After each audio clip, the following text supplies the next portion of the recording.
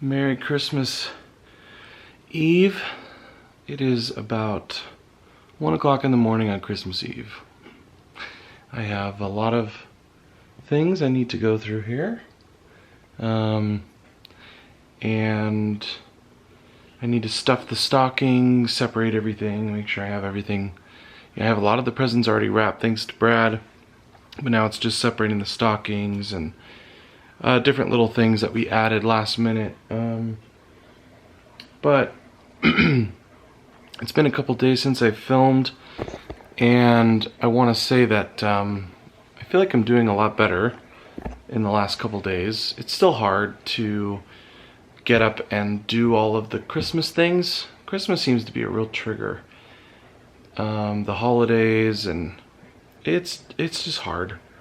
I hate to say it, but I think I'll be happy when it's over. It's been a lot of work. It's been a lot of stress. It's been a lot of sadness and grief. Just missing Jen and all the things she used to love about Christmas. And I don't know. It's just hard. And then I'm sitting here and I remember, you know, those Christmas nights, Christmas Eve nights, when we'd be sitting here together and she'd had everything planned out. She'd had everything written out. Who's got what, make sure everybody's even. If somebody's not even, we hide something for a later birthday or to be donated or something. You know, she always liked to have everybody even, one for one. Make sure everything was all planned out. I am not the best at that, but I'm trying my best. But it's really sad and hard to do this alone on Christmas Eve night. It's not as fun, it's not as enjoyable. I'm still really excited. The kids went to bed like the most hyper and excited they have in a long time. They're both super excited for the morning, so I know I gotta put on my best face for them. They're so excited. I put them in Christmas pajamas the way that Jenny would want. Make sure we brushed our teeth. We read a really nice Christmas book before bed. We did a Christmas song before bed, and both of them were just like, it was so hard to get them to close their eyes, but they did, and now they're sleeping so hard in there, and I know they're gonna wake up so happy. I have a plan to have them open gifts, film, take some pictures, and then make them Christmas pancakes. We always do that. That's a tradition that Jenny loved. You know, have them start playing, and then we have a nice breakfast, and then we go see my family on Christmas. So we are gonna see them later today. So I'll update you, and hopefully not too long, and see what my status is with all this. Well, that's a wrap. It's about 3 in the morning, and I have everything organized under the tree. Their stockings are all set out. I threw away a bunch of trash from what was left over, like packaging and wrapping paper, and now I'm ready for the morning. So I'm gonna go to sleep, try to get some sleep, and then make some fresh coffee in the morning, have the kids start opening. It'll be so fun. I know they're gonna be so excited. And then make some pancakes. So, love you all. Merry Christmas, and I'll see you tomorrow on Christmas. Sleep well. Peppermint stick for old Saint Nick, hanging on your Christmas tree.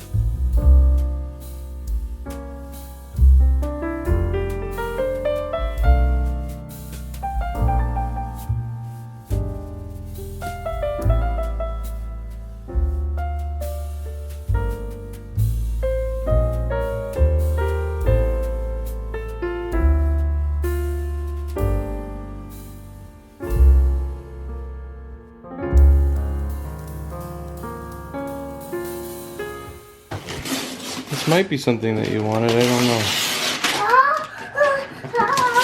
Yes, I really did want it. What is it? Can we play the dollhouse?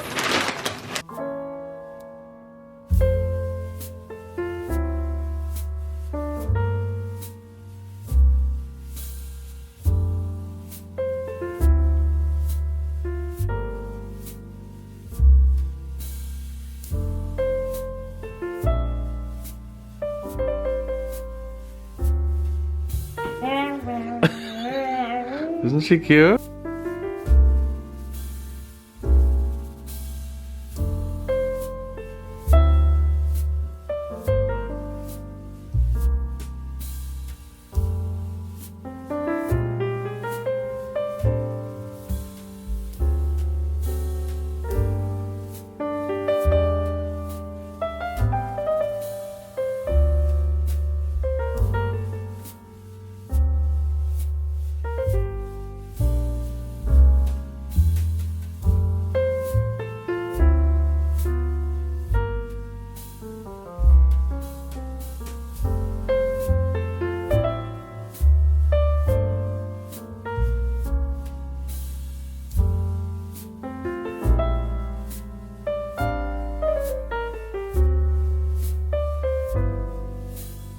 Winnie's helping me bake our pancakes. We're gonna do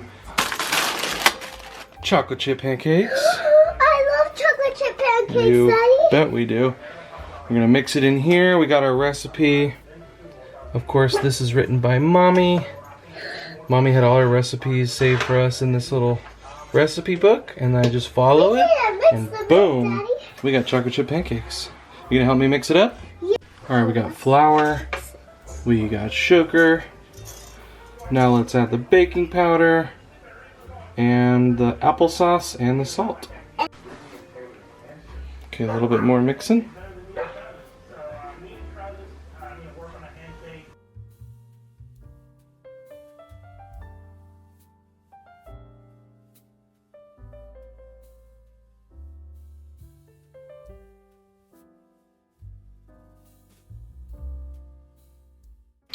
Good morning. It's the day after Christmas, and didn't film much yesterday, but wanted to complete the Christmas video with what I'm feeling. My kids and I were invited to a lot more things this year because everybody's opening their houses to us. You know, and making us feel, oh, hold on, I need to wipe my lens.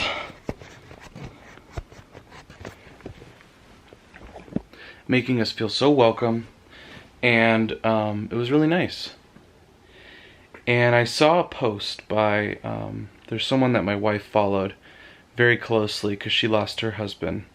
And this was when obviously Jenny was still alive, and she knew that she had limited time. And there was this person, Amanda Klutz, who is now a TV talk show host and is all over the place. But Jenny knew her before she got famous and fell in love with her story. She lost her husband to COVID. So she's a person who's been dealing with grief and has a young child. And one thing that person posted a couple days ago, which really resonated with me, was this holiday season, if you're dealing with grief, loss of a spouse or a loved one or someone real dear to you, bring their name to every event you go to, say their name, talk about them as if they're right there next to you, share their funny stories, laugh about them, cry about them, bring them with you wherever you go. Don't hide them. Don't be afraid. Don't be afraid to bring the cloud with you. Don't be afraid to bring the grief with you. Don't be afraid to just talk about that person. And that is one thing that I can honestly say that my kids and I did. And it wasn't even intentional. It was everywhere I went, I felt like she was with me. And she just comes up in every conversation because she's my wife. She's my best friend and my spouse, and everything that people talk about, every subject, I would always relate back to her and talk to her about it. So she came up in everything. You know, I would just naturally say, oh, Jenny does blah, blah, blah, blah. And oh, Jenny would have loved that, blah, blah, blah, blah. Or Jenny does love that. You know, I'd either talk about her in the present tense or past tense or future tense. It didn't matter. But I know that she came up, and she came out of my mouth and my kids' mouths many times. As she should. I love talking about her. I love that her spirit lived on. I love that we didn't avoid talking about her this holiday season just because it's hard. It felt really good.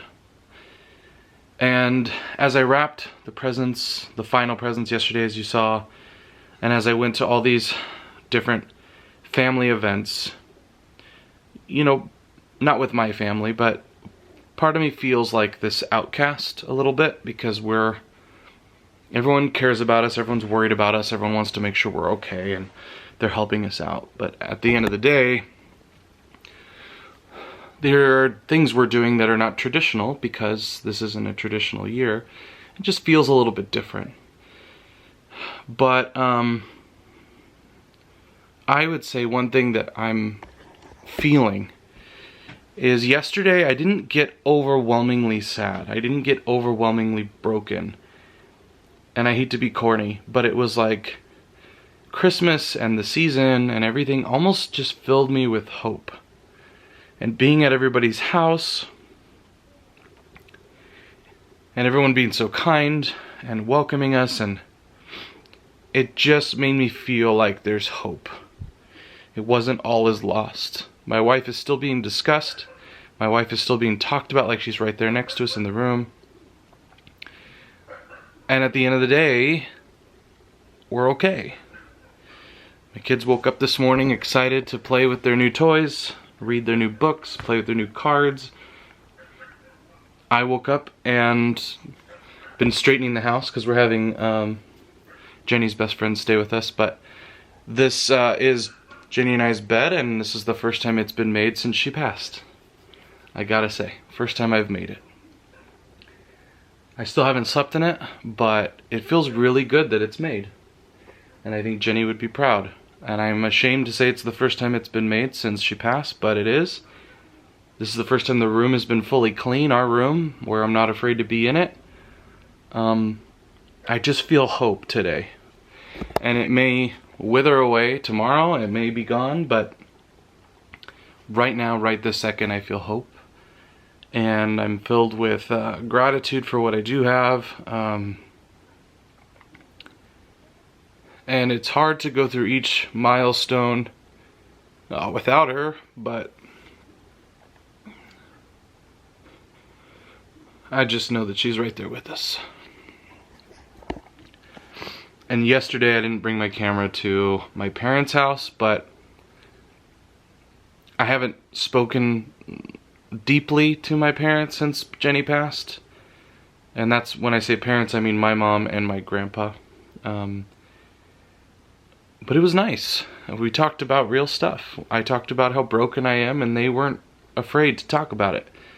And they, you know, my mom's broken too, but and my grandpa doesn't know how to handle it, but we're honest about how we're struggling, about how much we love Jen, about how much we miss her, about how hard this holiday season is. But at the end of each thing that we did, it was filled with hope. I left my parents' house yesterday feeling hopeful, feeling gratitude, feeling thankful for all the things that I do have. And my grandpa has a really nice car. It's fairly new. He wanted to show it off, so he took me and he's like asking about all the buttons in his car, and he's showing off how fancy it is. And then this bird in the middle, it was like 9 o'clock at night, swoops into his garage and starts going crazy in the garage. And I was like, hi Jen. Merry Christmas. But I'm glad Christmas is over. I really am. It's now time to put our full energy into Jenny's service, which will be at the end of this week. We're going to do some fun things this week with Jenny's best friend and her kids, because they're coming down. But I'm grateful. I'm thankful. And I'm feeling a lot of hope amongst all the sadness that I'm feeling. So thank you all. Love you all, and see you soon. Bye, guys.